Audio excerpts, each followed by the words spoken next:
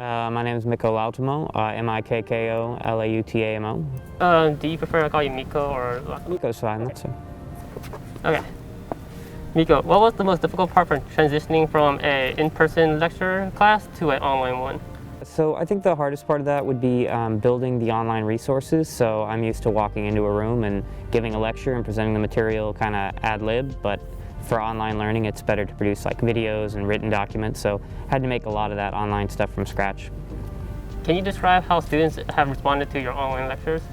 I noticed that absenteeism is a little higher. I think when you don't have to get ready and come to a place, there's a tendency to be like, okay, I'll just watch it from a turned off camera, or I'll miss the lecture. I think people are, starting to live their lives outside of the classroom and trying to schedule things that way. It's a lot less formal, I would say.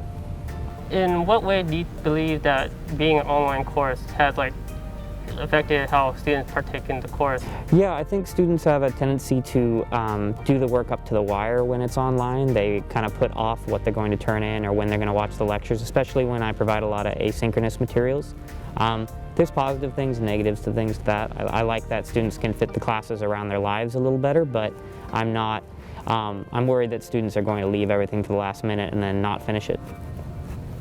Would you believe that having a hybrid course of just half online and half in person would be better suited, or would you rather have one or the other? So I'm teaching a hybrid class at Sac State right now, and what ended up happening is the vast majority of students are still taking it online.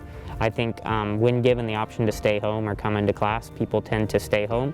So I find that for the people that really need in-person instruction, it's better for it to be hybrid, and I'd always like to offer choice, but I found that there's not a big difference between online and hybrid.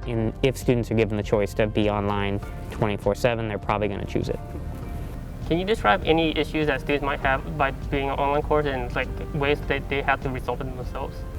Yeah, I think online courses, you're more likely to be distracted.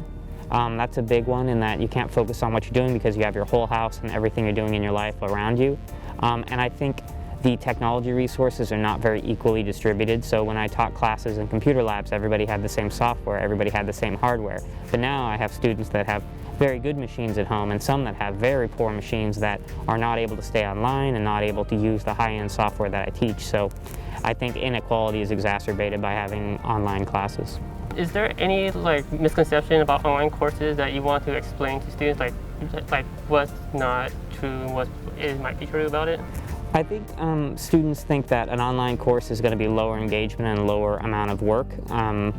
And I think that can be true if you want to do the bare minimum. There's more that you don't have to show up, you don't have as many questions asked of you.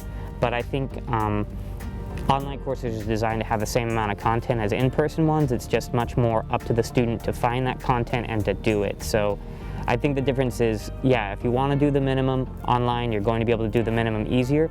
But if you take the full course, sometimes online can be more time-consuming and more demanding of your time because there's less interaction with the instructor and less of someone to help you out when you get in trouble. Yeah, that's all the questions I had right now. All right, thank you. Yeah, thank you very much. Cool.